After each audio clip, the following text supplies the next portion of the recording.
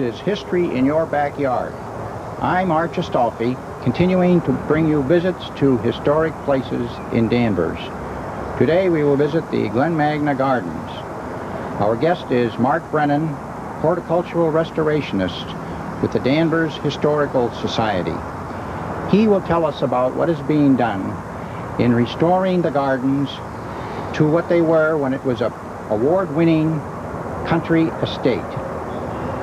Mark, before we take the tour, can you give us an idea what the goals are for Glen Magna? Sure, Arch. Our goals here at Glen Magna are to reconstruct the gardens to its pristine conditions when the Endicott and Peabody families lived here.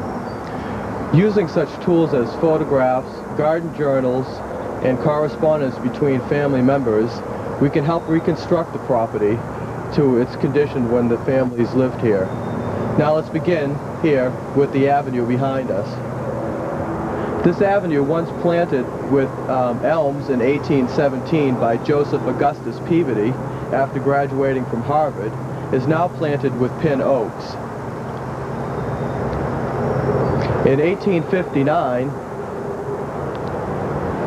the land to the west was purchased and the Newburyport Turnpike was moved further west. Now let's begin to walk down the avenue.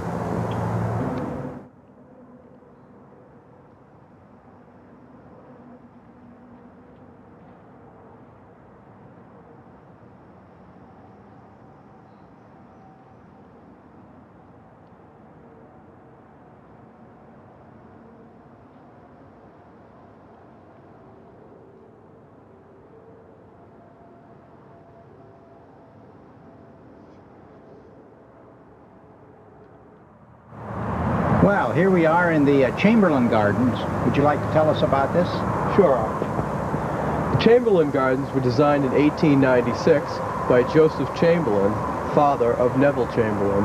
The garden is of Italianate influence. It was with a central fountain. The columns were cedar columns and were replaced in 1930 with brick columns. The garden contains many interesting perennials and annuals, many of which are relatives of the originals that were here. Seeds were obtained from information in the journals and propagated in our greenhouses. And over here we have a pergola with columns and vines. You want to tell us about that? Sure. The Cushing pergola was purchased in 1930 for the sum of $5 for each of the columns. The columns are marble and came from a house called Belmont, the Cushing estate. The columns came from Corova, Italy in 1850, and were brought up the Charles River on barges and loaded on shore to the Cushing estate. The columns were subsequently moved here in 1930 and placed where the cedar pergola once stood. The wisteria which was growing on the columns at that time was removed and placed on this new pergola, and it did just fine. The shrubbery garden was planted and designed by Joseph Chamberlain 2 years after his visit here, when he designed the Chamberlain Garden. The shrubbery garden has many interesting plantings still left from the original design. One is this beautiful weeping beech, and another is the sweet bay magnolia and the Japanese red maples. Very fine. One of the interesting features of the rose garden is the beautiful McIntyre summer house. It was designed by Samuel McIntyre and built in 1792. It was purchased by William Crowninshield Endicott Jr. and moved to the site in 1902. A rose garden was designed by Herbert Brown, an architect in Boston, and was implemented shortly after that. We're not certain whether the plans were followed in its entirety. As part of our 100th anniversary restoration, we will be restoring the gardens behind the summer house, which included plantings of roses and other perennial plants along its borders. Very good.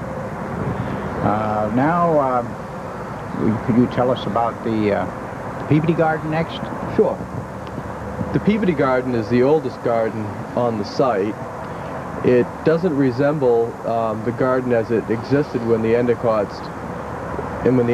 lived here, and will soon be restored to its pristine condition during that period. It was designed in 1814. It was designed in 1814 and 1815 by Joseph Huesler, a notable artisan gardener from the Netherlands.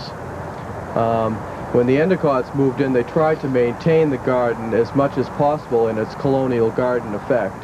And when Olmsted and Elliott did some work here on the grounds, they tried to keep that garden in effect an old colonial garden and maintain much of its original plantings.